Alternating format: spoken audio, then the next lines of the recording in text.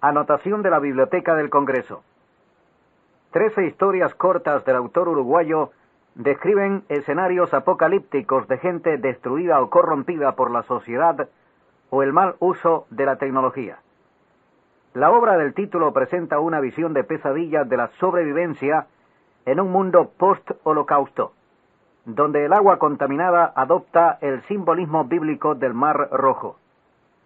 Otras historias incluyen El Trofeo, La Revuelta, Eratóstenes, La Tormenta y Persistencia del Débil. 1991. Índice. Prólogo. Lado 1. El Trofeo. Lado 1. Historia policial. Lado 1. La Revuelta. Lado 1. Diversiones. Lado 1. Los Ojos del Malo. Lado 1. Casanova. Lado 1. Eratóstenes. Lado 2. La Tormenta. Lado 2. Persistencia del Débil. Lado 2. Río Abajo. Lado 2. El Escriba. Lado 2. El Dirigible. Lado 2. El Mar Rojo. Lado 2. Prólogo. Rafael Courtoisí, Montevideo, 1958. Es en la literatura uruguaya de los últimos años un caso de rara precocidad y también de reconocimiento poco frecuente. Tiene apenas 18 años cuando publica su primer libro de poemas, Contrabando de Auroras, 1977, que lo muestra ya como un poeta riguroso y preciso. Sus libros siguientes, Tiro de Gracia, 1981, Tarea, 1983, Orden de Cosas, 1986, y varios inéditos, acumularon casi todos los premios importantes que existen en el país. Feria Nacional de Libros y Grabados, Concurso 12 de octubre de la Embajada de España, Ministerio de Cultura, Intendencia Municipal de Montevideo. Paralelamente a la construcción de esa obra poética, Courtoisí se ha dedicado a la narrativa, aunque haya demorado más en publicar el resultado de su labor en ese género. En 1980, una novela suya, Hoy Perdida, obtuvo la primera mención en el concurso de novela organizado por la editorial Acali. Pero recién en 1990 aparecen Cambio de Estado, un libro situado en el filo entre la poesía y la narración, y El Mar Interior, un conjunto de relatos que, a pesar de su escasa circulación, llamó la atención de la crítica por la riqueza de su inventiva y la fría precisión de una prosa traspasada de ironía. De formación científica, realizó estudios en las facultades de Ingeniería y Química, ejerció el periodismo de divulgación en ciencias desde Opinar y actualmente en El País Cultural. También ha hecho periodismo literario y crítica de televisión en La Semana, de El Día, Jaque, El País Cultural y Brecha, bajo su nombre o con el seudónimo de Javier Uranga. La ciencia moderna, especialmente a partir a las investigaciones de la macro y la microfísica, ha creado cauces de comunicación con la imaginación artística, la filosofía y la poesía. Cada vez más, la razón metódica aplicada a la naturaleza vive audaces aventuras más aptas para ser alcanzadas por la fantasía, la poesía y la ficción literaria que por el sentido común al que estábamos habituados. Como en el periodo presocrático, como en el Renacimiento, las barreras entre ciencia y filosofía, entre ciencia y literatura, vuelven a esfumarse y se abren nuevos campos para la especulación y la búsqueda de respuestas a los grandes enigmas de la vida. Un científico como Heisenberg, padre del principio de indeterminación, pudo escribir que en las ciencias, no menos que en las artes, la belleza es la fuente más importante de iluminación y claridad. La imaginación durante tanto tiempo despreciada por la ciencia, vuelve a ser reivindicada y puesta a la altura de la razón. A su vez, atender a los descubrimientos de la astronomía, la física cuántica, la biología molecular, la inmunoquímica o la informática, es entrar en un campo donde las promesas de progreso alternan con imágenes de destrucción, con abismos que reclaman acuciosamente respuestas éticas. En ese fértil terreno de encuentro entre la ciencia y la literatura se ubica la obra poética y narrativa de Raphael Courtois. Si en su poesía las ideas derivadas de la ciencia son acicate para la reflexión y la imaginación poéticas, en sus cuentos se asiste a una visión crítica de los límites a los que ha llegado la investigación tecnológica, divorciada de una ética de la responsabilidad. Por esa vertiente, el escritor entronca con la vigorosa tradición de la ciencia ficción. Género injustamente considerado menor, la ciencia ficción fue en sus mejores exponentes asombrosamente profética. Anticipó descubrimientos, los trasplantes, las computadoras, los robots, cuyo nombre deriva del novelista checo K. Čapek, las naves espaciales, etc.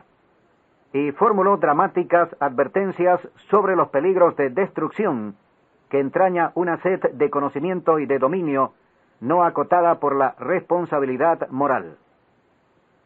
En este sentido existe toda una tradición de antiutopías o distopías tecnológicas o políticas. Huxley, Orwell, Samiatin, Jack London, Burgess, Matheson, que advierten sobre un futuro sombrío, mucho antes de que se oyeran las actuales alarmas de los medios de comunicación. Varios escritores de ciencia ficción han sido también hombres de formación científica. Wells, Stapledon, Asimov, Heinlein, Clarke, que realizaron mediante la imaginación una reflexión profunda sobre temas tradicionalmente acotados al campo de la filosofía.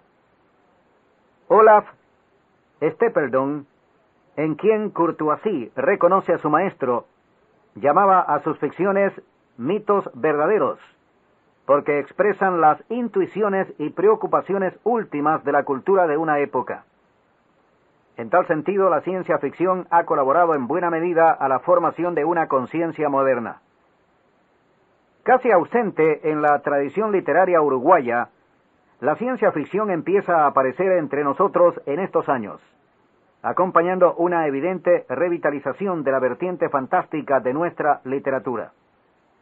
Revistas R.E.M., Trantor, Smog, Diaspara, de circulación efímera pero sintomáticas de una inquietud.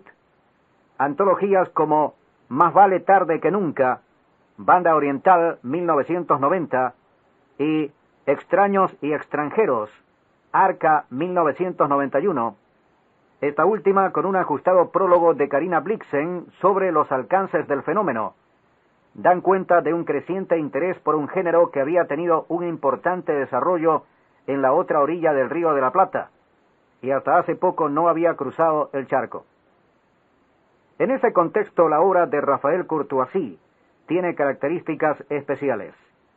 En primer lugar, porque la presencia de la ciencia en sus ficciones rebasa el campo de la ciencia ficción, y además, porque mientras en el Río de la Plata el género reviste un carácter escasamente científico, en él hay una preocupación más rigurosa, más cercana a la línea de la hard science fiction, o ciencia ficción dura, que encabeza Isaac Asimov, heredera de las anticipaciones científico-tecnológicas de los fundadores del género.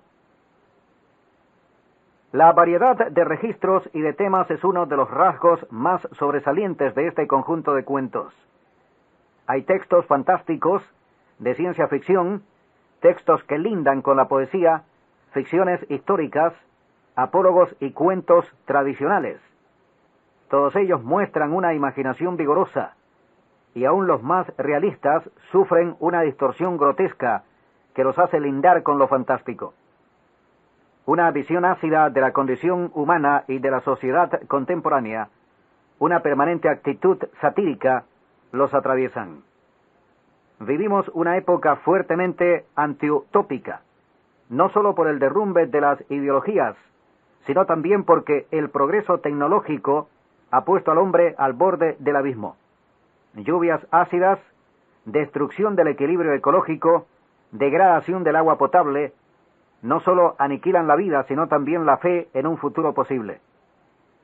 Vivir en un país marginal como el Uruguay, en una sociedad estancada como la nuestra, aporta su propia cuota de desaliento. Como en muchos de sus compañeros de generación, todo eso se expresa en la literatura de Rafael Courtoisy. La sátira política está presente en varios cuentos. En La Revuelta, situado en un lugar imaginario pero muy reconocible, se narra la historia de una sublevación militar desde la casa de un granjero que asiste al parto de su vaca. Hay un juego metafórico en clave de humor amargo. La violencia, partera de la historia, produce monstruos. En El dirigible, que realiza una extrapolación lógica de tendencias actuales, muestra una Montevideo en la que conviven tiempos diversos, una tecnología sofisticada pero inservible, en manos de un grupo humano paralizado por ideologías obsoletas, grotesco retrato de una sociedad degradada por la pobreza y la alienación. El cuadro es feroz y está recorrido por un humor vitriólico, impiadoso. Una visión aún más apocalíptica aporta El Mar Rojo. Se trata de un relato de ciencia ficción dura que construye una distopía en un futuro no demasiado lejano, en el que Montevideo ha sido barrido por la lluvia ácida.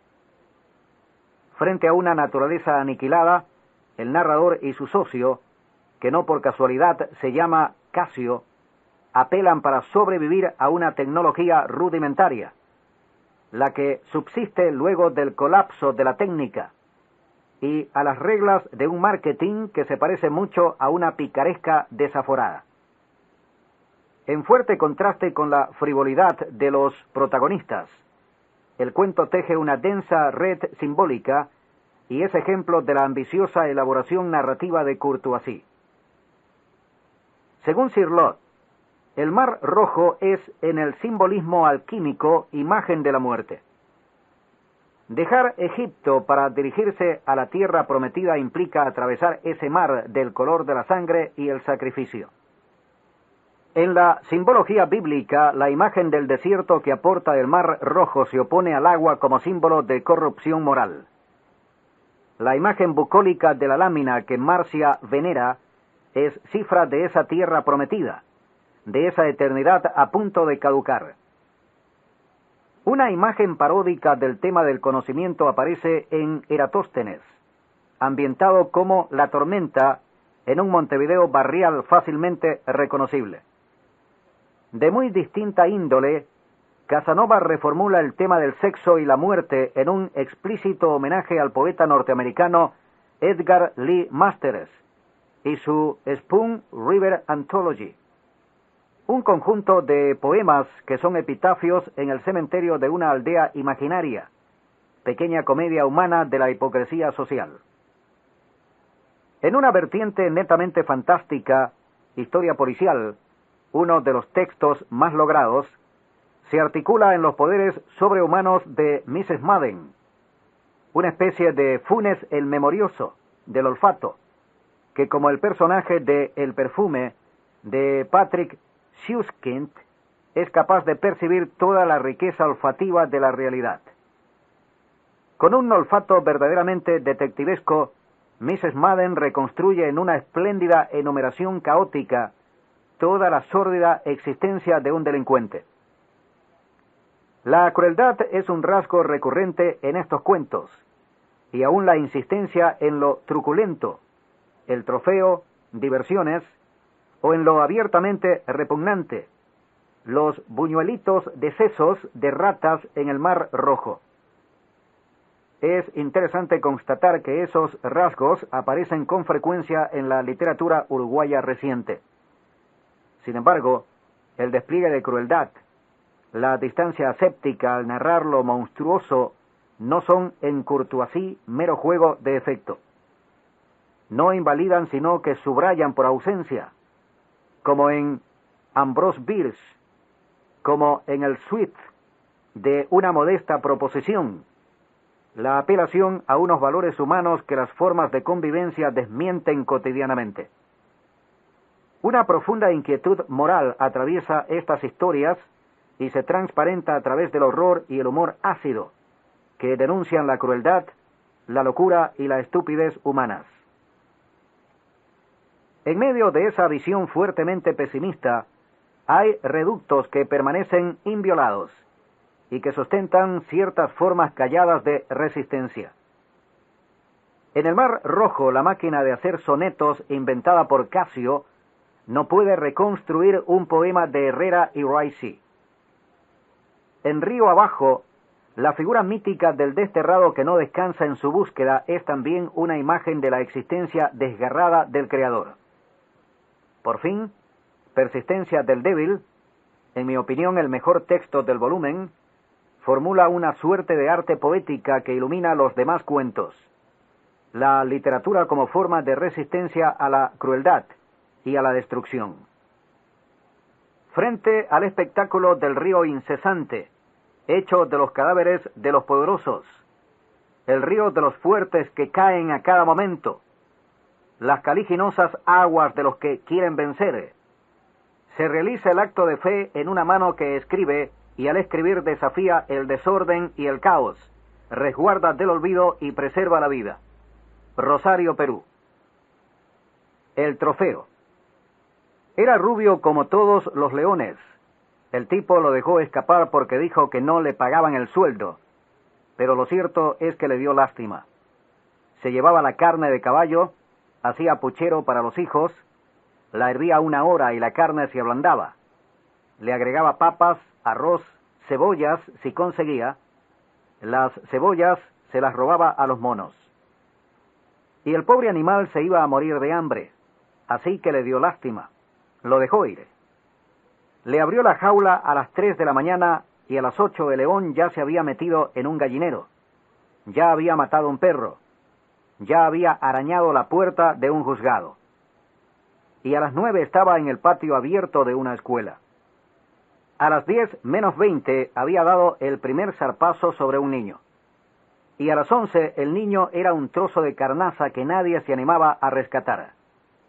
Ya no gemía. El león se apartó. Estaba flaco como el diablo y por eso también se lo llevaron preso al cuidador. Pobres los hijos. Lo compré por poco. El comisario me lo vendió enseguida, ni lo pensó. El que se le había animado a la bestia era un cabo de 20 y pocos años, cejas juntas, frente chata, cara de cuerda enrulada. Se sacó la chaqueta con los galones nuevitos y se arremangó la camisa como quien va a carnear una oveja. Le faltaba el delantal y el cuchillo de matarife. Se le vieron los brazos velludos que parecían de otra bestia de circo, de un orangután o un gorila. Pensarlo me dio risa. El cabo orangután. Una de las manos, más peluda que la otra, sostenía el arma, la otra el miedo. A 3 metros le metió una bala 38 entre las cejas. Sé que fue fácil. El bicho estaba bien comido en ese instante. El cabo pensó, está saciado. Lo vio con sueño, dispuesto a dormir la siesta para completar la digestión, y aprovechó. Panza llena. El cabo lo supo porque el animal bostezaba y había dejado una nalga completa, medio culo entero del niño que yacía. Esperó el bostezo más largo y le metió un tiro entre los ojos. Ahí nomás. Fue tan certero que hizo apenas un agujerito en la pelambre. La cicatriz después ni se iba a notar. Eso lo supe enseguida. Habían llamado a un veterinario y el dueño del circo declinó toda responsabilidad. Toda la culpa se la llevó solito el cuidador. y los hijos del cuidador. En la casa encontraron carne de caballo y pequeñas cosas que robaban del circo. Les sacaron todo, hicieron devolver tablones, zapatones de payaso viejos, todo. El dueño del circo adornó al comisario con algún regalo, creo. No quería saber nada. Por eso pensé que no se le iba a ocurrir reclamar el cuerpo del felino. El único que parecía tener algún interés era el veterinario. No sé si era un interés científico, pero le gané de mano. Compré el cuerpo de león al comisario por unos pocos pesos, por menos que poco, y lo llevé al embalsamador. El tipo sacó un muestrario que parecía de botones de mercería. Había ojos de vidrio rojos, marrones, azules empañados. Elegí los marrones por ser los más reales. El animal estaba demasiado flaco, así que decidí conservar solamente la cabeza. El tipo hizo un excelente trabajo, surció con maestría el agujero de bala y ahora no se nota nada. Logró esa mirada que pocas veces logran los taxidermistas. Una majestad serena, sombría pero digna. Altiva, gruesa de paciencia. Fuerte. Nada que ver con la bestia tísica que era en vida. Por eso lo eché. Cuando vino el padre del niño a reclamarme, a decirme que no podía exhibir esa cabeza en el living, a prepotearme por no tener vergüenza, pensé que lo que en realidad quería eran unos pesos. Si habría enterado por un chisme del veterinario, no creo que en la policía le dijeran nada. Me pareció un tipo íntegro, un oficial de fierro, el comisario. Además, un funcionario consciente no alienta la protesta. Debe haber sido el veterinario envidioso, lastimado por quedarse sin aquella testa magnífica de fiera, por haber perdido la oportunidad de cobrar su pieza, por envidia. Sí, el veterinario, el cura yeguas, debe haberle llenado la cabeza de cosas al padre del niño muerto, al infeliz. Saqué la billetera. El tipo estaba indignado, sin consuelo.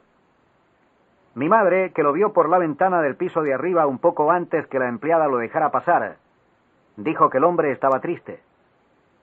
Mi madre sabe de eso, porque se lo adivina a las gentes en el rostro, estudiándoles la sombra y el semblante. Es muy intuitiva, mi madre. El hombre estaba alterado, fuera de sí. Se habrá creído que por quemar la cabeza seca de león el niño iba a volver. No, mi amigo. Los devorados no regresan. ¿Cómo hacerlo?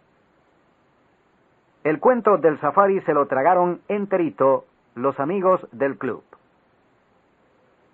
Historia policial. Lo que diferenciaba a Mr. Madden del resto del mundo era su madre.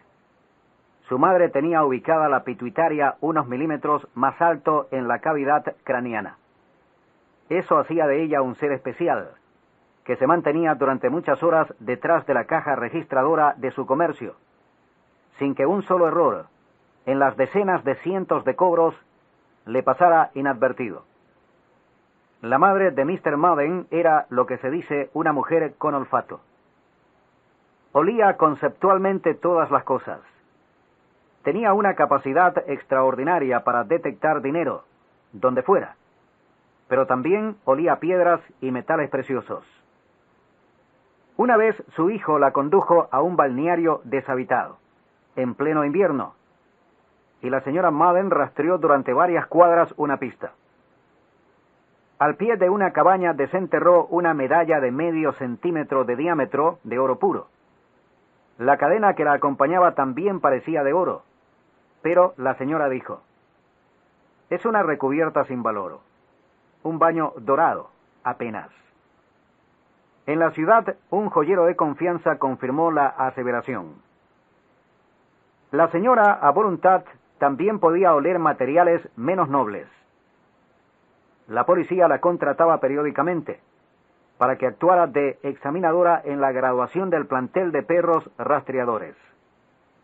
Mistress Madden podía distinguir entre el penetrante olor de varias cabezas de ajo abiertas, la presencia de una sola hormiga, por el sutil volatilizarse de su secreción de ácido fórmico. Su hijo jamás necesitaba tocar a la puerta de su casa. La madre lo reconocía a varias cuadras de distancia y reconocía su presencia en las manifestaciones multitudinarias. Lo hallaba entre cientos de personas, en las salas de los museos, en los vernisalles de las exposiciones de pintura. Una vez, en un taxi, Mistress Madden olió la presencia de un criminal. Preguntó al chofer quién había viajado antes que ella y le pidió que la dejara en la misma dirección. Por puro olfato nomás llegó hasta la guarida del estrangulador. Extrajo un cuchillo que para defensa siempre llevaba en su cartera y lo esperó durante varias horas en una escalera de incendios. Su determinación, infrecuente en personas de su edad y condición, resultaba acorde, sin embargo, con su temperamento combativo, con la férrea personalidad que la alentaba. Cuando el criminal se aproximaba, la señora, ya preparada con su cuchillo, saltó sobre él y le infligió un pequeño corte en la mejilla, suficiente como para que el olor a sangre le excitara los sentidos. A su vez, olió el miedo desprendiéndose del cuerpo del criminal, como el perro lo huele en el rastro del perseguido. Olió la historia turbia de aquella infancia. Olió que el sujeto había sufrido. Supo el olor de la madre del sujeto, muerta cuando éste contaba 5 años. El aliento del padre borracho y el olor, el inconfundible olor de los delirios de una tía demente, que lo olfateaba cada amanecer y cada atardecer, cuando llegaba de la escuela. Olió el perfume de una de sus víctimas, no un perfume francés, sino un perfume barato, hecho con esencias brutas, mezclado en una trastienda y envasado al por mayor por un judío que se estaba enriqueciendo. Olió la piel del enriquecimiento, también inconfundible, y detrás del olor del dinero que se invierte para volver a ganarse, olió la sangre de otra de las estranguladas, cuyo momento de muerte coincidió con el de la menstruación. El olor del miedo que ambas estranguladas habían emitido junto al sujeto, el olor de los dedos apretando, el tufo de un barrio remoto en que el estrangulador escondió a una de sus víctimas, las sustancias ligeras que se desprendían del cuerpo en putrefacción. Olió una tiza en la mano de la maestra de primer grado del criminal escribiendo un número incomprensible en una pizarra. El olor del número era más difícil y claro que todos los demás olores. Así que se concentró hasta percibir que era el 3. Y después olió la textura rancia del cabello del muchacho que más tarde sería el asesino. Olió el minuto exacto en que su gesto desesperado se transformó en convulsión. El instante en que recordó a su madre y mató por primera vez, apretando, apretando, apretando, las tenazas llenas de los dedos, su olor vacuno y torpe, matando por primera vez, el calambre del cuello de la víctima, una sustancia nueva y remota comenzando a producirse en sus axilas, cuando la cadaverina recién empezaba a segregar su plasma fijo, un olor rojizo en el cuerpo que entraba en rigidez, una marca en la frente de la víctima, un remotísimo olor de la erupción volcánica del otro lado del océano que coincidía con todos estos hechos. El momento en que la tenaza de las manos, muchos años antes de empezar a estrangular, había apretado el propio sexo hasta la asfixia, haciéndolo ir y venir desesperado. El olor del cuero en la fricción y del placer furtivo y procaz y culpable. El olor del estallido y de las manos húmedas de aquello. Los ojos cerrados y las manos limpiándose en el pantalón vaquero. De olor de la culpa y el olor de la imagen que el recién estrenado adolescente fijaba en las retinas para hacerlo. El olor infinito colgando después, flácido. El olor del paraguas la primera vez que llovió sobre su cara, cuando aquel criminal no tenía cara.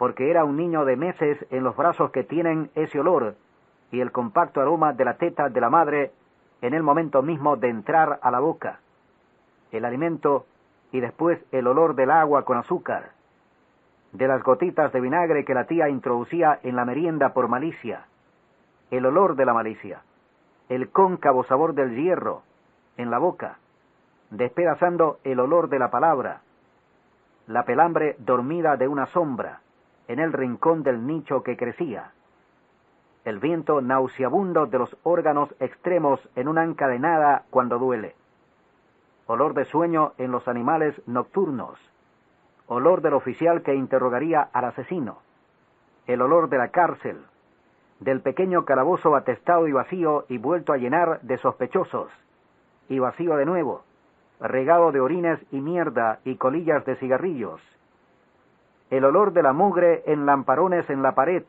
en la ropa, en el filo de las cosas romas, el golpe y su olor, el tufo de la confesión y la pestilencia del acto de decir la verdad, el hedor de la risa de los guardias, el miedo. La señora Madden, Mistress Madden, dilató por un instante infinitamente sus narinas. Los microscópicos músculos semicirculares se contrajeron y dilataron varias veces, como en un animal de presa en medio de la estepa. Aspiró profundamente y volvió a exhalar el aire, cargado de sustancias invisibles de su interior. Volvió a tomarlo haciendo entrar el mundo en su mucosa, percibiéndolo y supo que el sujeto moriría.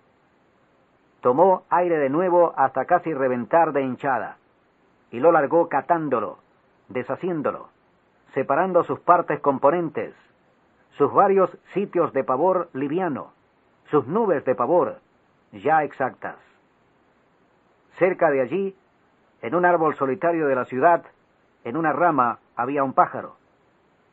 La señora Madden, Mistress Madden, olió en el hígado del ave comenzar a desprenderse y abrirse, como en una trama gastada el hueco de una enfermedad incurable. Olió ese hueco, olió el rumor de la caída, el golpe seco que el ave daría en tierra en pocos días. Entonces Mistress Madden comprendió las cosas. La revuelta. Era la quinta vez en 3 años que se producía una sublevación militar. En la oportunidad estuvo involucrado un regimiento que quedaba a 2 kilómetros de la granja. Esta, a su vez, está a 15 kilómetros de la capital, que fue parcialmente sitiada durante una semana por tropas leales en el lado sur y por tropas azules en el lado norte. Las tropas azules no eran leales, se oponían al gobierno, pero en esa ocasión también se oponían a los rebeldes que habían tomado la iniciativa, los pálidos. Las discrepancias se debían a cuestiones de detalle en la redacción de las proclamas reivindicadoras, dadas a conocer por los pálidos luego del copamiento de la Central Nacional de Radioemisión. En ellas no había sido mencionado, ni siquiera al pasar, el principal líder de los azules, un teniente coronel de origen indio. Ello se interpretó como una grave descortesía. Los pálidos habían tomado el comando mayor del ejército, la estación central de ferrocarriles y el parque de juegos electrónicos de la ciudad.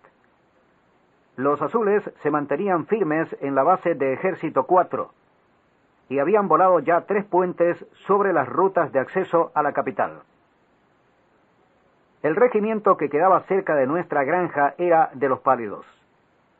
Sabíamos que algo iba a pasar desde una semana antes del levantamiento, cuando vimos en los altos pastizales cercanos a la casa comandos de pálidos con las caras enharinadas. Los efectivos se parapetaban entre las vides, se subían a los hilos, correteaban entre los chanchos y disparaban al aire. Mi padre encerró todas las gallinas y por precaución cambió los chanchos al potrero del fondo, que daba sobre el arroyo. La única vaca lechera que nos quedaba, de nombre Lástima, estaba preñada y a punto de dar a luz. Teníamos otras vacas, pero flaquísimas y de raza desconocida, jamás habían dado leche. Las detonaciones ponían a Lástima en extremo nerviosa, y apenas se le podían sacar unas gotas de líquido. Mi padre la trajo bajo el alero de la casa a resguardo y le hizo un nido de paja para que se echara. Por las transmisiones de radio sabíamos que los pálidos se mantenían firmes en el comando, mientras que una división de los azules había entrado por la fuerza en el Ministerio de Instrucción Pública, tomando posesión de los archivos y confiscando el tesoro escolar.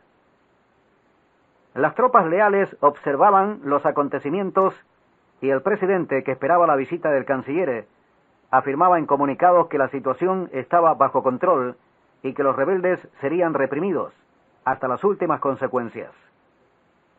Al tercer día de rebelión, mi padre se acercó a la lechera y me pidió un balde de agua y la caja de antibióticos. «Esta vaca va a parir», dijo. «Está nerviosa». Mamá estaba segura de que la vaca iba a morir. Se lo leía en los ojos y en la forma de rumiar. La noche anterior un comando se había acercado a la casa y 2 pálidos habían trepado al tejado. Eran tropas especiales de élite. Uno de ellos resbaló y se fracturó una pierna. Lo encontramos de madrugada lagrimeando. «Soy un soldado de la patria», gemía. «Muero con honor». Mi padre era muy expeditivo en estos casos. Había estado en varias revueltas y tenía experiencia. «Vamos, hombre, no es para tanto. Soy un herido de guerra». Es una pequeña fractura y ni siquiera es expuesta. Con yeso cura en un mes. Mi padre había hecho un curso de primeros auxilios y había llegado hasta tercero de facultad de veterinaria. Después había comprado la granja, había tenido 3 hijos, yo era el mayor y trataba de criarnos con dignidad. Le diré mi nombre y mi rango. Diga nomás. Teniente Francisco Ramos Hughes, de las tropas de asalto especiales. Número de clasificación 123357, ARF tercero C. Ruperto Luna, mucho gusto. Exijo su colaboración civil con la causa. Llame al comando. No tengo teléfono. Envíe un mensajero. En el cuartel están a los balazos. ¿A quién voy a mandar? El teniente me señaló a mí. En ese entonces contaba 12 años y tenía una idea bastante clara de lo que significa una muerte boba. «No», dije. «No se niegue, muchacho. La patria se lo reclama». «Me lo reclama usted. Y yo a usted, teniente, es la primera vez que lo veo». Mi padre intervino. «El cuartel de los pálidos va a ser rodeado de un momento a otro. Le conviene quedarse acá hasta que pase lo más caliente». La vaca había comenzado a quejarse. Del otro comando no había ni rastros. El teniente hizo un amago de extraer su pistola de reglamento, pero mi padre arqueó las cejas. El oficial desistió. Lo llevamos a rastras hasta el sofá de la sala. Mi padre le dio un trago de aguardiente y se fue a atender la vaca. Lástima estaba tirada. Tenía gruesos cordones de lagañas que le colgaban de los enormes ojos, y de la boca le caía un mucus gris que se empastaba en el cuero. Le pasé la mano por el hocico y estaba más que tibio. Mi padre le lavó el vientre con agua y unas gotas de desinfectante. Me dejó cuidándola. Acariciarle las orejas a Lástima era lo único que podía hacer por ella, además de esperar. A mediodía tuvimos noticias de que una columna de tanques de los pálidos había sido protagonista de una segunda sublevación. Se había levantado contra los mandos de los pálidos y había establecido su propia lista de reivindicaciones, reunida en la proclama de los blindados. Eran cerca de una veintena de tanques y 6 móviles portamisiles, que se habían independizado de la sublevación originaria para establecer sus propias reglas de juego. La radio rebelde de los pálidos informaba que la columna iba por la ciudad haciendo estragos. Habían atacado el local de una confitería bailable, con el saldo de 3 muertos. Uno de los tanques perdió el rumbo y terminó estrellado contra el monumento de los constituyentes del año 32. El monumento, una aguja de cemento de 58 metros de altura con inscripciones en latín, cayó sobre el edificio de la Selected Press y derrumbó a su vez la antena de transmisión que conectaba con el sistema satelital de comunicaciones. La ciudad quedó por varias horas aislada del mundo. Los pálidos anunciaban la pronta restitución de la columna a sus mandos naturales, pero la columna de tanques se dirigió a la planta de transmisión de Radio Nacionalidad y dijo que no estaban ni muertos ni vencidos. Se infería que lucharían hasta el fin. A las 3 horas, un alto oficial de la columna blindada llamó a conferencia de prensa y afirmó que tampoco estaban a favor del gobierno, que no se consideraban leales ni sublevados, ni tampoco a favor de los azules. En un sentido estricto eran otra cosa. El alto oficial no agregó más, porque sintió afectado el sentido del honor ante una pregunta de un periodista, por lo que abandonó precipitadamente el local de la conferencia y trepó a su poderoso vehículo, efectuando 3 disparos calibre 650 al aire, antes de reiniciar su gesta. La vaca había dejado de gemir y respiraba con dificultad. Creí que se iba a morir, pero papá dijo que no. El parto venía difícil, pero podía salir con bien. Lamía terrones de azúcar con la lengua. En mi mano los terrones se deshacían como témpanos por la fiebre húmeda del animal. Mientras tanto, el teniente se había restablecido y exigía que lo condujéramos al cuartel cercano. Mi padre le entablilló la pierna, lo obligó a tomar el resto de la botella de aguardiente y abrió otra, acercó una radio y la puso en la frecuencia de los pálidos para que el militar escuchara a los de su bando. Eso lo calmó. Luego de la siesta, el teniente dijo que había decidido quedarse. Habrá escuchado algo en la radio. Me confió mi padre en voz baja. Casi al anochecer, el teniente se incorporó y, ayudado por un bastón, vino al alero donde estaba la vaca. Mi madre maniobraba masajeando el enorme vientre que parecía un mundo. El militar no entendía qué pasaba. ¿Fue herida de bala? Está embarazada. Ah, ¿tiene más caña? Mientras mi madre seguía con la maniobra, papá bajó al sótano y subió con 3 botellas. La noche iba a ser larga. A eso de las 9 empezaron las contracciones. El militar había traído la radio portátil y se había apostado junto a la cabeza de Lástima. El espectáculo de la parturienta lo perturbaba y atraía a la vez. Parpadeaba y sorbía más caña. En el horizonte se veían subir gruesas columnas de humo. Al aumentar la oscuridad, el cielo se estampó de rayas luminosas como fuegos de Navidad. Están usando misiles, sentenció el teniente. Misiles livianos tipo C4XI, cabeza convencional, termosensibles. La vaca respiró. ¿Acabará la guerra? A mi padre le gustaba de vez en cuando pronunciar inconveniencias. No hay guerra, dijo enhiesto el teniente de los pálidos. Por un instante pareció que quería apoyar todo el peso de su vida solamente en la fractura de su pierna izquierda. ¿Y esos ruidos? Mi padre señaló el horizonte. Se escuchaba el permanente ronroneo de un gato caprichoso pero inmenso. Es una puesta en orden. Las cosas no podían seguir como estaban.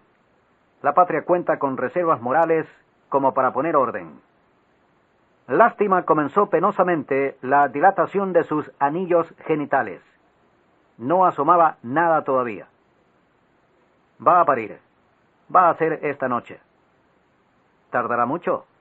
No sé. Quizá horas. En la radio habíamos escuchado 3 boletines sucesivos. El primero de los sublevados pálidos. Los rostros enharinados planteaban confusas reivindicaciones. Solicitaban mayor salario y algo que llamaban peso moral. además de la colocación de imágenes de la Santísima Virgen sobre cada una de las cuchetas de los oficiales de grado. El comunicado de los azules, por su parte, no llegaba a pronunciarse a favor del gobierno, pero aprovechaba la oportunidad para reafirmar el nacionalismo, la independencia del imperio y la libertad interior de conciencia. Las tropas leales no dieron a conocer comunicado, al menos aquella noche. La división blindada que se había sublevado contra los sublevados tenía una lista de 20 reivindicaciones. Pero antes de enumerarlas todas fue interrumpida la transmisión, probablemente por un bombardeo sobre la planta emisora. Eso los obligó a retirarse y copar, horas más tarde, otra radio. 250 muertos y 60 heridos civiles es el saldo provisorio de este insuceso, comunicó un locutor profesional en un flash informativo del principal canal de televisión, interrumpiendo la proyección de Furia Vital, protagonizada por Clint Eastwood y Kim Basinger. A las 3 de la mañana nació. Era hermoso. Mi padre, aterrado, dijo que la lechera tenía un problema hormonal o genético. Me di cuenta de que los pálidos estaban perdiendo cuando el teniente comenzó a hacer comentarios neutros acerca de sus proclamas. Alcancé la certeza cuando comenzó a hablar favorablemente de los azules, y mi padre tuvo absoluta seguridad de la sofocación del levantamiento cuando el militar viró para argumentar contra la rebelión y reivindicó los verdaderos mandos, elogiando la estoica entereza de las tropas leales que al fin y al cabo eran sus camaradas. Sobre el papel desempeñado por la división de blindados sentenció: mesianismo demencial y homicida. Ni mi padre ni yo nos atrevimos a nada. Era extraña, pero sumamente agradable esa sensación. Con 12 años, en medio de una revuelta y en una granja a 15 kilómetros de la capital, uno no puede distinguir muy bien las cosas. Mi padre no lo quería. Decía que iba a morir en pocas horas, que más valía sacrificarlo antes para que ni él ni la madre sufrieran. Me largué a llorar y me opuse. Crucé los brazos y miré la cara de mi padre con la peor expresión de que fui capaz. El teniente estaba demasiado asombrado con el fenómeno y no quiso comprometer al arma con una opinión apresurada. Era simple. El ternero había nacido con 2 cabezas, pero respiraba, estaba vivo. Por lo demás, el resto del cuerpo era perfectamente normal y ya se paraba sobre las patitas, buscando con sus 2 bocas las tetas de la madre. Desde el primer momento tuvo hambre, un hambre voraz. La vaca va a morir, dijo mi padre. No tiene casi leche. No, es una vaca enferma. No puede con un ternero con el doble de hambre. Nos quedamos sin lechera. No volví a decir no. Fui a la despensa y abrí el paquete de leche en polvo, donación de las Naciones Unidas para casos de hambruna, inundación o catástrofe. Mi padre lo guardaba por si algún estado de sitio nos agarraba mal provistos. Las mamaderas de mi hermano menor se llenaron 2, 3, 4 veces. El ternero mamaba por las cabezas como un niño doble. Un mellizo singular. No va a vivir. No son viables. Estos casos no son viables. Vivirá. Vi otros casos como este, en libros. Mueren a las 2 horas. Es como cuando un chancho se monta a una oveja y la oveja queda preñada. Si por casualidad nace lo que nace, está muerto o se muere sin remedio. Esto es distinto. Es un ternero. Ternero. Cría de toro y vaca. Va a vivir. El teniente admiró mi terquedad. Hizo un gesto. Es un problema genético. No discutimos más. Hace 3 años que el ternero es un pequeño toro. Allí se ve corriendo por la pradera. De lejos se ven las 4 guampas limpias, creciditas. En las mañanas, Los hocicos se humedecen con el jugo de los tréboles. Los 4 ojos abarcan todo el campo y eligen los mejores brotes, los más tiernos. En un instante, tuerce las cabezas y mira al mismo tiempo al norte y al sur, como una estatua rara. Lo llamo y obedece. Un empresario de espectáculos lo quiso comprar hace algún tiempo, y de sanidad animal han venido a inspeccionarlo varias veces, con jeringas y pinzas. No lo dejo tocar aunque me maten. Ayer recibí una carta del teniente. Lo ascendieron. Explica que esas cosas son frecuentes en el desierto, que la península de arena le resulta apacible, aunque desde su arribo no han dejado de fastidiarlo los escorpiones. Diversiones.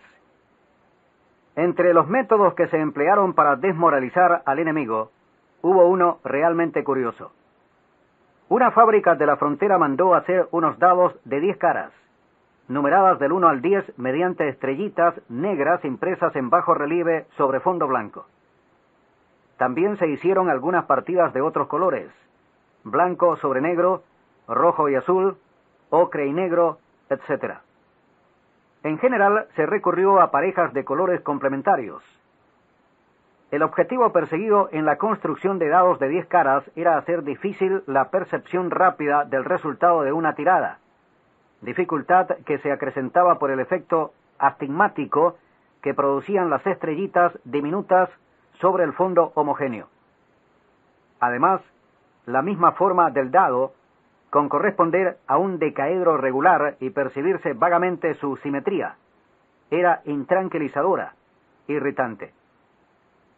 Cuando caía no se podía saber bien sobre qué cara se apoyaba ni cuál era, en definitiva, la cara que apuntaba al cielo, la que por azar daría el resultado. Los dados se aproximaban peligrosamente a la forma esférica. En los modelos más pequeños, las aristas se observaban casi redondeadas y a menudo el dado rodaba como una bolita. Este juego de dados produjo discusiones inacabables y feroces entre los combatientes.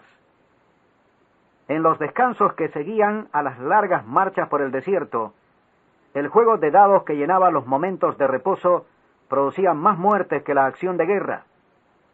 Jamás se sabía con certeza el resultado.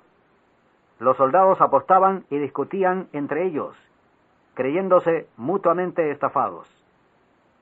Una puñalada y un cuerpo cayendo a tierra no hacían cesar la discusión. El cadáver era apenas cubierto con arena y la tropa seguía su marcha. Pero en el descanso siguiente el juego se reanudaba, y con él la discusión y la muerte. Los soldados apostaban por cosas sin valor, casi nunca por dinero. Una medalla, un par de latas de conserva, a veces un cigarrillo apagado, eran motivo de apuesta. Morían por esas pequeñeces, por eso y por culpa del dado de 10 caras. Curiosamente, el número 9 correspondía al tradicional 6 del dado cúbico, y quien lo sacaba era considerado o bien enormemente afortunado, o bien enormemente desgraciado, según la modalidad de juego y el temperamento del apostador.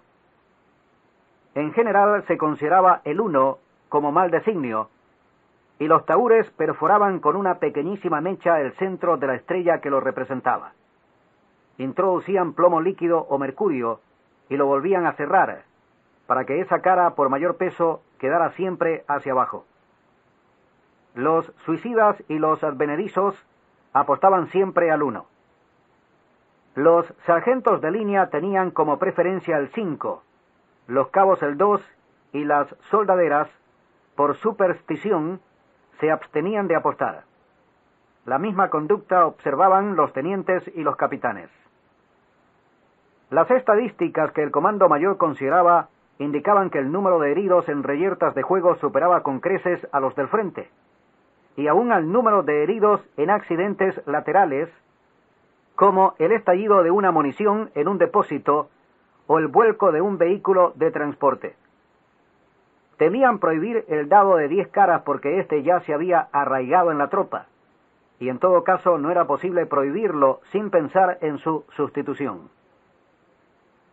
Como las caras del dado que aparecían hacia arriba eran varias, a veces se concentraba un cierto número de apostadores, que en caso de ganar recogían el premio en comunidad e iban a festejar juntos.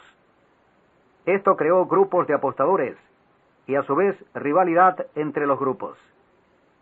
En ciertas compañías los grupos de apostadores obraban como una verdadera cofradía, y su sentido corporativo los hacía cometer temeridades. Si uno solo de ellos debía salir de la trinchera para cubrir una retirada, lo hacían los otros al mismo tiempo. Si uno debía aproximarse a un terreno minado, lo hacían en grupo con el desastroso resultado previsible. Compañías enteras perdieron a sus hombres por el problema de los grupos de apostadores. Incluso en las ciudades, en los días de Franco, los grupos de apostadores entraban en las tabernas, pedían todos el mismo tipo de cerveza y aspiraban simultáneamente sus rayas de cocaína. Hasta en los prostíbulos, el espíritu de grupo apostador acarrió sus problemas. Los soldados entraban de a 5, de a 6, en la misma pieza con la misma mujer, y se verificaban escenas íntimas verdaderamente grotescas. El rápido proceso de descomposición de los cuerpos en el desierto producía abundancia de esqueletos humanos. Un hueso del pie, el astrágalo, al que se le adosaba una plancha de plomo. En realidad era un proyectil calibre 0.650 de pulgada, previamente aplastado por los rulemanes de un blindado. Rivalizó en parte con el dado de 10 caras. La duca, como se la conoció en la franja meridional del desierto, era un juego infinitamente más simple. Duca llena significaba que el hueso caía hacia arriba, con la chapa de plomo hacia el cielo. Duca vacía significaba que la parte de plomo quedaba hacia abajo. El proceso para que las dos caras tuvieran igual probabilidad de quedar hacia abajo o hacia arriba consistía en introducir en una grieta natural del astrálago de lado libre un proyectil de igual peso, disimulado por pintura blanca. La duca era un juego más pacífico que, curiosamente, llevaba a los soldados al embotamiento y a la fatiga precoz, por su mecanismo monótono. El número de bajas debidas a la duca era sumamente reducido en comparación con las que producía el dado decaédrico. A lo sumo, en algún campamento y por falta de suministros, algún soldado fue muerto y descarnado para extraerle los dos astrálagos y conseguir así elementos de juego con los que combatir el aburrimiento. Las discusiones eran menos numerosas y también menos apasionadas. También los soldados estaban más sofocados, menos activos. El dado decaédrico los enfervorizaba, llevándolos a la lucha en un estado de alta capacidad afectiva y corporal. La duca, por el contrario, tendía a adormecerlos. Los munía de distancia respecto a las acciones y las cosas. Un grupo de vanguardia se dejó morir porque sus integrantes continuaron tirando la duca aún después que el enemigo se había avistado en el horizonte. Cuando cayeron sobre ellos, se entregaron a la muerte con resignación e indiferencia. Una cabeza rodó y quedó a pocos metros de la duca con que se había jugado, con los ojos abiertos clavados en la cara llena del ingenio. Seguramente el muerto había apostado a ese resultado. El enemigo, luego de una avanzada aceleradísima, logró tomar dos posiciones claves que incluían centros de abastecimiento, depósitos de municiones y un pequeño núcleo que ordenaba las comunicaciones en el área. Los oficiales de inteligencia hallaron lo que en un primer momento supusieron un código secreto. En realidad era un rústico reglamento que regía el juego de la duca, escrito a mano por un soldado raso. Los soldados enemigos encontraron varios ejemplares de diverso tamaño de huesos astrágalos, junto a numerosos juegos de dados decaédricos que inmediatamente reconocieron como elementos de guerra. El Estado Mayor Conjunto enemigo no pudo impedir que sus propios soldados comenzaran a jugar con el dado decaédrico, distrayendo así sus horas de ocio y repitiéndose, ahora en este otro lado de la guerra, la misma situación de reyertas continuas y muertes innecesarias. El juego de la Duca, con su reglamento provisorio, dio el mismo resultado de adormecimiento y abulia en las filas enemigas. En la estación de los vientos del este, la guerra entró en su receso tradicional, y esa ocasión fue aprovechada para concertar una tregua provisoria. Se organizaron campeonatos de dado decaédrico y de Duca entre los bandos contrarios. Se instaló una fábrica de bebidas espirituosas muy cerca del frente de batalla, para aprovisionar a los contendientes y a los espectadores. Un general fue muerto en un confuso episodio en que dos jugadores de dado de opiniones encontradas habían recurrido a él para dirimir el resultado. Un general del otro bando, testigo del incidente, declaró que la muerte se había debido a un lamentable malentendido y el episodio no conoció mayores ulterioridades. Dos adictos al juego de la Duca deshuesaron a una mujer que hacía las veces de soldadera y asistente de cocina en una de las grandes carpas, con el fin de extraerle los astrágalos necesarios para el juego. Para disimular la muerte, vertieron los trozos de carne remanente en la olla en donde se preparaba el rancho. Cuando se descubrió la desaparición, ya era tarde. Más de 2 centenares de efectivos de uno y otro bando habían devorado con ganas el potaje. Entre ellos había una veintena de oficiales de alta gradación. El asunto se tomó con filosofía por parte de los respectivos comandos mayores, hasta el punto de que, con el tiempo, se instituyó la costumbre de sacrificar a una soldadera elegida al azar por un golpe de Duca, con el propósito de que su carne surtiera el banquete inaugural de la tregua y sus astrágalos se usaran en la primera partida, como garantía y prenda de paz. Las protestas de las mujeres fueron acalladas mediante la asignación de una partida extra destinada a la compra de medias de nylon y lencería fina, que se distribuía entre las interesadas al finalizar el banquete, cuando quedaban oficialmente inaugurados los juegos de dado y Duca.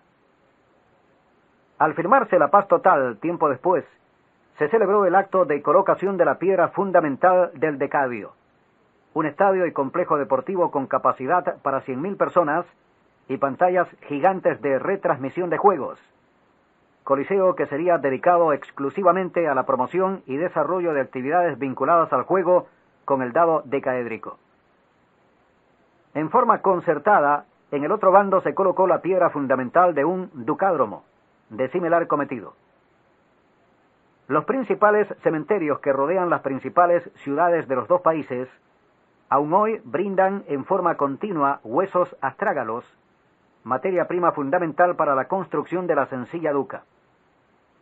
Los sucedáneos de acrílico o material sintético han sido reiteradamente rechazados por los aficionados a este juego, que prefieren la nobleza y la sutil rugosidad al tacto que presenta el material original.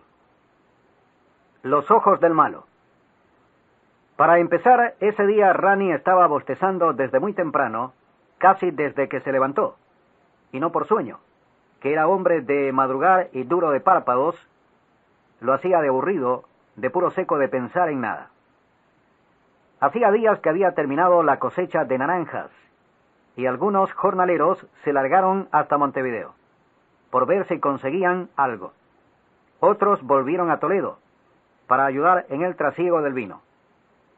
En la casa estaba el dueño con la mujer y los 2 hijos. La más chica, de 5 años, andaba por ahí con sus muñecas, y el otro, mayorcito, meta hondazos contra los gorriones. Rani, Lucas y yo quedamos en la chacra. Rani era el más veterano, pero parecía el más joven. Tendría unos 32 años. Lucas tenía 25 y era un hombre nervioso, asustadizo, flaco de alma. Yo contaba por ese entonces 20 años y me asombraba de crecer despacio. El tiempo no pasaba como ahora. Era otra cosa y me prendía de lo que fuera para pasar el rato y jaranear. La idea fue de Rani, a mí jamás se me hubiera ocurrido una cosa así. Rani era pico de oro y pícaro también, y muy artero. Era leído y sabía decir historias de todas partes, envolviendo. Decía con buena voz y se veían aunque a veces se le escapaba algo grueso entre los dientes. Y entonces, sobre lo mucho y sabroso que decía, se veía también una puntita apenas asomando la pata de una mentira. Pero Rani seguía. Y si se prestaba atención, era palabra aquella que pasmaba. Paraba el respiro, helaba el aire. La noche anterior vi que algo se traía entre manos, porque estuvo hasta tarde con los cuentos de aparecidos, y después siguió con las rarezas. Soltó la lengua como nunca, haciendo alarde. Hizo la historia de un árabe ciego que de noche podía ver los sueños de los otros. Parece que el turco le sabía las pisadas y los odios secretos a cada uno de los compañeros suyos, hasta que en un sueño vio que lo mataban colgándolo de un cordón azul. Al otro día, agarrado arriba de un camello, llevando los ojos abiertos y puestos en el centro del sol, porque como era ciego el rayo no le hería las vistas, preguntó: ¿Qué ves ahora, Jacín? Y el otro contestó: una rienda. Y el vidente ciego: ¿cuál es el color de la rienda? Y el otro: es una trenza de fibra de cielo. Y eso porque los árabes hablan atravesado. Quería decir que el color era el azul. El árabe, convencido de que el otro lo iba a matar, aprovecha un descanso, se acerca para pedirle agua, lo escucha respirar, calcula dónde está el corazón, toma fuerza y le clava el puñal en el pecho. Al tacto nomás, porque era ciego. El jeque, que viene a ser el jefe de la tribu o el patrón, según explicó Rani, va y dice: ciego, has matado. Y le muestra la daga desenterrada del pecho de Jacín. El ciego no la ve, porque no puede. La empuñadura señala al asesino, dice Rani, que dijo el que mandaba: es tuya. El ciego quiere explicar lo que vio soñar a otro, lo que vio en el sueño de alguien que cree era Jacín.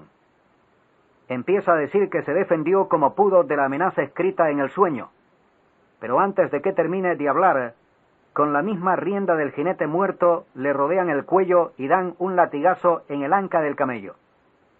El animal se pierde entre las dunas, arrastrando al ciego que veía en sueños los actos de los otros. Se había cumplido el destino.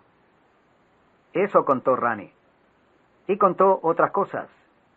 Que las naranjas arrancadas por un hombre a quien la mujer engaña tienen semillas pardas. Esa noche, ninguno se atrevió a partir delante de los demás la fruta cosechada. Al otro día, todos procurábamos comer de lo que otro había arrancado. Nadie quería saber más que lo ajeno y no se hablaba. Rani sonreía. También contaba de una monja de un pueblo perdido que probaba el amor con los caminantes. Después, para que no contaran los sucios del pecado ni en la tierra ni en el infierno, les cortaba la lengua cuando quedaban dormidos. Era muy bocón Rani. Y Lucas se asustaba. No decía nada, pero estaba cagado de miedo. Cualquier cosa le ponía los pelos de punta. A la cuarta noche, después de terminada la cosecha, en el galpón, cuando ya no quedaba ningún peón en la chacra, Rani se esmera y hace un cuento fiero.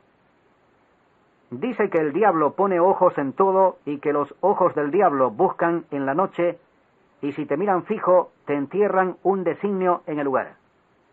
Y que eso es la desgracia. Que si el diablo, con un ojo crecido en un aljibe, te mira de repente, podés morir de sed y seguro te seca la garganta. Te la hace arder y padecer toda la vida. Y si con su propio ojo mira uno muy fijo, nace un tuerto de veras y enseguida. Y si dejas que por un rato te mire una rodilla, viene el reuma. Y si esos ojos de diablo miran unos minutos la cadera, clavado, al otro día un caballo te voltea y te la quiebra. Eso dijo Rani. Y que los ojos del diablo crecen solos en cualquier lado. Si uno los deja mirar más de un minuto, ya no hay vuelta. Entierran por mirar una bichera, las raíces de una planta de gusanos. El baño estaba lejos del galpón a unos 20 metros. Esa noche Rani se cuidó de no salir. Yo lo imité. Hizo algunos cuentos más y repitió lo del diablo. Dijo que a veces crecían ojos de los ceibos, y que como esos eran rojos la gente no se daba cuenta. Los veía y pasaba sin custodiar el cuerpo de ese germen, de la miseria de su engendro. Se dejaban ver nomás, hasta el hartazgo, y ahí, mala, entraba la desgracia. Lucas se levantó poco antes de la medianoche y fue a orinar. Pudo haberlo hecho al ladito del galpón, contra el cielo limpio, mojando las estrellas con el chorro, porque ni una nube había. Pero Lucas, tal como era, habrá temido que lo vieran de la casa. El lugar eran 4 paredes de tablones y un agujero en la tierra. Rani siempre echaba creolina en el pozo, para que no haya moscas donde se hace. El olor era fuerte que tumbaba. Lucas se metió confiado. Habíamos tomado mate toda la tarde y era mucha el agua que apretaba. Meó un océano, Lucas. En el sitio había apenas un resplandor del farolito de mano, por eso tardó tanto en darse cuenta. Fue después, cuando respiró aliviado, cuando miró mejor en el suspiro, y sacudió 2 veces las gotitas y enfundó sin apuro, cerrando la bragueta despacito, que los vio. Ahí estaban, vivos en la oscuridad de la madera, parpadeando por el rumor de humo de la llama del farol que ardía con la mecha despareja. Eran 2 ojitos nacidos de allí mismo, metidos en el tablón por un misterio. Y lo habían mirado largo rato, toda una eternidad, mientras meaba. Le habían visto el asunto y en fija ahí le había entrado la desgracia. Lucas se desabrochó de vuelta y se bajó la ropa. Se la miró colgando y la adivinó sin vida para siempre, creo yo. Se miró los huevos que también habían sido vistos por el diablo y de seguro estaban secos. Y más nunca, nunca más, ralo, por esos 2 ojitos salidos de la veta. El aullido lo sentimos del galpón y carcajeamos. Recién después, cuando Rani se levantó del revolcón de risa y lo ayudé a pararse, después de sacudirnos la gracia, de palmearnos juntos las espaldas y abrazarnos para aguantar el peso del ahogo de la broma, que casi nos doblaba. Después, recién después nos asomamos. Lucas se alejaba, con el culo al aire entre las alambradas de las chacras. Había perdido los pantalones y gritaba como un loco. Se veía lo blanco de las nalgas relumbrar entre las matas y los árboles, como una luna caída que rodaba y daba saltos, reventada y pinchada por las púas. Nos reímos de vuelta, y más reímos, cuando ya no se vio nada que gritara. Al otro día el dueño anduvo preguntando. Dijo que faltó una muñeca de la hija chica, que el cuerpito de plástico apareció destripado entre los naranjales cercanos a la casa con la cabeza rota, y que faltaban los ojos. Parece que la gurisa estaba en un mar de lágrimas. Como un marrano, lloraba por el juguete roto. ¿Ustedes saben algo? Nos carió el patrón, pero terminó por culpar del estropicio al pobre Lucas, que desapareció esa noche sin aviso. Había costado meterlos a presión. A la tarde, a punta de un cuchillo, Rani arrancó los ojos del tablón y los tiró en el pozo. Casanova. Para Edgar Lee Masters, donde esté. William Dennison, William Olaf Dennison. Tal es mi nombre. Vivo en un predio de mi propiedad, que heredé de mi padre a los 20 años. En él edifiqué una casa modesta y en ella puse modestos muebles. Alajé la cocina con lo imprescindible y no tengo prácticamente otra cosa que la ropa que llevo puesta y una Biblia.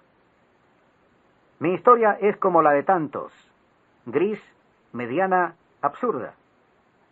Pero hay un detalle que me hace distinto, por el que me conocen en el condado y por el que las mujeres sueñan temerosas conmigo en las noches de calor. Es una parte de mi cuerpo que luzco ostensiblemente, una jiba disforme que echa raíces sobre mi cerviz. Es su forma lo que atrae y repele a las gentes. Miles de jorobados y deformes ha dado la historia del mundo, anónimos y famosos. Me cuento entre los primeros, pero estoy seguro no soy uno más. No, señor. La roca de mi espalda no es una mera alteración de la espina dorsal. No es un callo endurecido de carne seca cubierto por suela de zapatero. A lo largo de mi vida he visto y hasta tocado otras jorobas. Hasta palpé la esfera espaldar de un dromedario en el zoológico local, pero no se parece a la mía. Ninguna se parece a la mía. Tengo que andar con mucho cuidado por las calles. No debo dejar que nadie me palmee o provoque un hematoma con un golpe. Pero esos cuidados son en general fáciles, puesto que nadie se me acerca demasiado. Debo precaverme más con las mujeres. Ellas sí me traen problemas. Son curiosas, quieren tocar, quieren ver, quieren asir. No se conforman con pasar la mano por aquí o por allá. No. Ellas desean palpar suavemente y luego estrujar, como si el breve estremecimiento en que me sumen les causara goce. Algunas se propasan. Con frecuencia son las que en principio se presentan como más tímidas. Tardan en acercarse, ponen cara de disgusto o desagrado, hasta de extremo asco. Pero después que me desnudo, no se contienen. Se abalanzan sobre mí y no puedo detenerlas. Mujeres que con sus maridos cierran los ojos y exigen un púdica bata y la luz apagada. Conmigo se desatan. He tenido inconvenientes por ello, pero no me quejo. Algún día podré contar la historia de algunas de ellas, las que luego de salir completamente de su capullo de rubor, mostraron el estallido de que eran capaces. Se dejaron llevar por el furor sensual que les provoqué. Cuando veo a alguna de ellas por la calle, da vuelta la cara, pero sé que recuerda cada uno de los momentos que pasó a mi lado. Ellas saben disimular. Las más maternales me obsequian cosas. Mi casa recibe permanentemente adornos de miga de pan. Mi cocina suele tener siempre una o dos tartas de manzana o fresa que me envían en secreto. Una me tejió una vez una funda para la joroba, y jamás olvidaré las palabras grabadas con pasión en la tarjeta que acompañaba el envío. La funda la uso para recorrer los largos caminos del condado en el invierno. En ocasiones, de una u otra cabaña, sale una joven bien formada a alcanzarme unos panecillos calientes, o un poco de jalea, y me invita a entrar. No suelo resistirme, pero hago todo lo más rápido posible y no disfruto mucho, puesto que temo la inminente vuelta del dueño de casa. Aunque esto último jamás ha sucedido, ni sucederá, prefiero hacerlo en mi hogar, en la tranquilidad de mi propia casa, aunque es más frío, y ellas a veces dudan antes de entrar. Pero termina por gustarles y vuelven seguido, tanto que debo echar a las más insistentes, pues de otro modo no daría abasto. La mujer del alcalde me ha pedido que vaya a su casa los domingos, cuando su marido sale a cazar liebres con los notables de la ciudad. El pretexto es que vaya a leerle la Biblia, pues afirma que el registro de mi voz la subyuga. Bien sé que se trata de otra cosa, pero iré. Dado mi particular atractivo, prácticamente no debo trabajar. Consigo dinerillos aquí y allá, envueltos en cintas de seda con misivas atrevidas. Pero no vendo mis servicios, eso sería infame, ni tampoco los doy a cambio de nada. Acepto las ofrendas como gestos de aprobación y amor, pero jamás pido una paga. No hago comercio con mis dones. Me lo dan porque quieren, y lo recibo de buen grado, agradeciendo a ellas, pero sobre todo a Dios, quien me dio su medida. También han venido algunos jóvenes a consultarme, a pedirme opinión acerca de esto o aquello. Muchas veces los motivos de consulta se relacionan con el mejor modo de acercarse y seducir a una mujer. Pobres muchachos.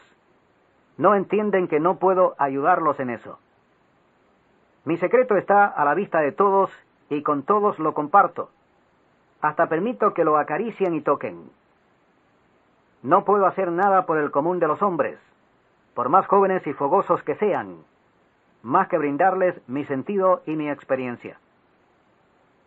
El hijo del alcalde, un muchachón de 16 años, ha tratado vanamente de imitarme.